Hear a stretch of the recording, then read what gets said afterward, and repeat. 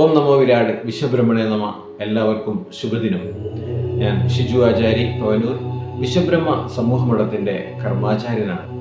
പ്രിയമുള്ളവരെ, നമ്മുടെ ചാനൽ തുടങ്ങിയിട്ട് ഏതാണ്ട് ഒരു മാസം പൂർത്തിയാകാൻ പോവുകയാണ്. ഈ ചാനലിൽ ഇതുവരെ സൃഷ്ടിക്കപ്പെട്ട എല്ലാ വീഡിയോകൾക്കും നല്ല പ്രതികരണം തന്ന എല്ലാവർക്കും നന്ദി, നമസ്കാരം. അതേപോലെ തന്നെ ഇനിയുള്ള എല്ലാ വീഡിയോകളും എല്ലാവരും കാണുകയും അത് പ്രചരിപ്പിക്കുകയും വേണമെന്ന് അഭ്യർത്ഥിക്കുന്നു. അതേപോലെ ലൈക്ക് ചെയ്യുക, കമൻറ്റ് ചെയ്യുക, ഷെയർ ചെയ്യുക. ഇന്ന് നാം ചർച്ച ചെയ്യപ്പെടുന്ന വിഷയം ആരാധനാക്രമങ്ങൾ എന്നുള്ളതിനെ കുറിച്ചാണ്.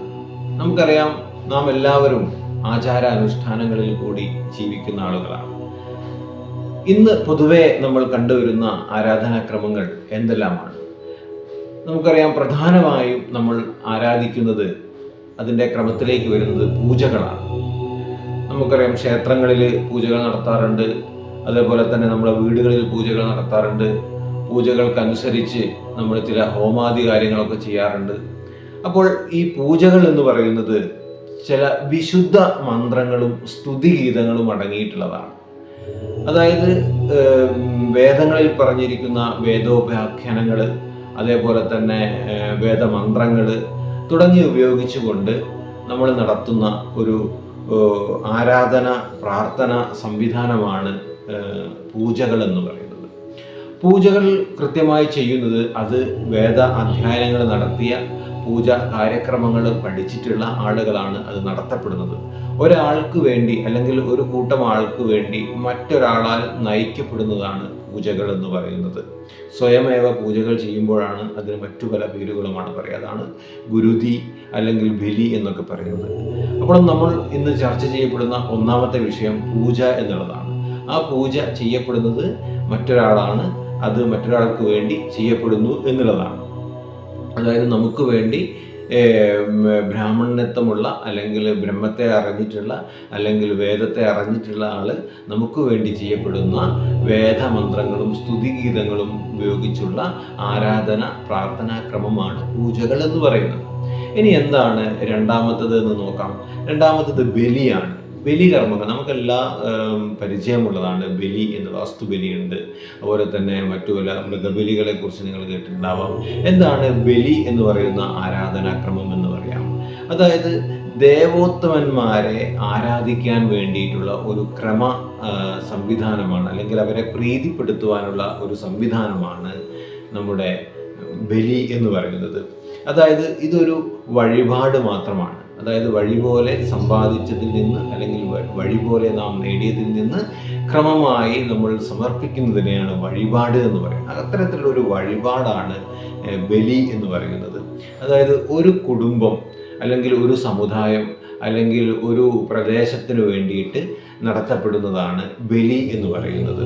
അതായത് കുലദേവതയെ അല്ലെങ്കിൽ ഗ്രാമദേവതയെ പ്രീതിപ്പെടുത്തുന്നതിന് വേണ്ടിയാണ് ഇത് ചെയ്യപ്പെടുന്നത്. ഇത് ഒരു കുലാചാരമാണ്. കാരണം ഈ ദേവോത്തമന്മാരായിരിക്കുന്ന ഈ ഗ്രാമത്തിൻ്റെ ദേവതയായിരിക്കുന്ന ഗ്രാമത്തിൻ്റെ ഐശ്വര്യമായിരിക്കുന്ന ദേവതയെ പ്രീതിപ്പെടുത്തുന്നതിനാണ് നമ്മൾ ബലി നടത്തുന്നത്, അതായത് ബലി ആചരണം നടത്തുന്നത് എന്നുള്ളതാണ്. ഇനി നമുക്ക് മൂന്നാമത്തെ ആചരണക്രമങ്ങൾ നോക്കാം. മൂന്നാമത്തെയും അവസാനത്തേതുമാണ് ഗുരുതി എന്ന് പറയുന്നത്. എന്താണ് ഗുരുതി എന്ന് പറഞ്ഞാൽ? ദേവതയ്ക്കോ ദിവ്യന്മാർക്കോ വേണ്ടി നടത്തുന്ന ആത്മസമർപ്പണമാണ്.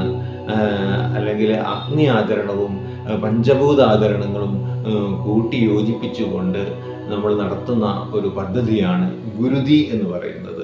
അതായത് ഈ ഗുരുതി ചെയ്യുന്ന ആള് സ്വാത്വികനും അതുപോലെ തന്നെ ചിട്ടയായ ജീവിതക്രമവും ബ്രഹ്മചാരിയുമായിരിക്കണം എന്നുള്ളതാണ് നിഷ്കർഷ എന്ന് നാം മനസ്സിലാക്കേണ്ടതാണ്. ഒരു വ്യക്തിക്ക് വേണ്ടിയിട്ടാണ് നമ്മൾ വ്യക്തിയുടെ ഗുണങ്ങൾ കൂട്ടുവാനും കുറയ്ക്കുവാനും അല്ലെങ്കിൽ അതിനു വേണ്ടിയിട്ടാണ് നമ്മൾ സാധാരണഗതിയിൽ ഗുരുതി നടത്തുന്നത്. അതായത് ഒരു വ്യക്തിയുടെ ജീവിതത്തിൽ പവിത്രത വരിക, ആ വ്യക്തിയുടെ ജീവിതത്തിൽ സമൃദ്ധി വരിക, ആ വ്യക്തിയുടെ ജീവിതത്തിൽ ആത്മജ്ഞാനം ഉണ്ടാകുക തുടങ്ങിയവയ്ക്ക് വേണ്ടിയിട്ടാണ് നമ്മൾ സാധാരണഗതിയിൽ ഗുരുതി നടത്താറുള്ളത്. ഈ 3 ആരാധനാക്രമങ്ങളാണ് നമ്മൾ സാധാരണഗതിയായി വാസ്തുവിലും അതുപോലെ തന്നെ നമ്മുടെ ജീവിതത്തിലും അതുപോലെ തന്നെ നമ്മുടെ സമൂഹത്തിലും കാണാറുള്ളത്. അപ്പോൾ ഇതിൽ പൂജകളിൽ നമ്മൾ സാധാരണഗതിയിൽ വേദമന്ത്രങ്ങൾ ഉപയോഗിച്ച് ചെയ്യുന്നതാണ് നമ്മൾ കാണാറുള്ളത്. ബലി തർപ്പണം എന്ന് പറയുന്നത് നമ്മുടെ വഴിപാടാണ്. ഒരു ബലിപീഠം, അതായത് ഒരു ദേവതയ്ക്ക് ഒരു ആരാധനാ സംവിധാനം ഒരുക്കിക്കൊണ്ട് ആ ബലിപീഠത്തിൽ നടത്തുന്ന ആരാധന മാത്രമാണ്. അത് സാത്വികമാകണം എന്നുള്ളതാണ്. പക്ഷേ നമ്മൾ അതിനെ കൗളം എന്നൊക്കെ പറഞ്ഞ് നമ്മുടെ ജീവനുള്ള വസ്തുക്കളെ ബലി നൽകുന്ന രീതിയിലേക്ക്, അല്ലെങ്കിൽ അഹിംസയിലേക്ക്, അഹിംസയിൽ നിന്ന് ഹിംസയിലേക്ക് നമ്മൾ പോയിക്കൊണ്ടിരിക്കുന്ന ഒരു സ്ഥിതിവിശേഷമാണ് നമ്മൾ കാണുന്നത്. ഗുരുതി എന്ന് പറഞ്ഞു കഴിഞ്ഞാൽ നമ്മുടെ ഒരു മനുഷ്യൻ്റെ തന്നെ ആത്മസമർപ്പണമാണ് എന്ന് നാം മനസ്സിലാക്കേണ്ടതാണ്. എല്ലാവരും ലൈക്ക് ചെയ്യുക, ഷെയർ ചെയ്യുക, സബ്സ്ക്രൈബ് ചെയ്യുക.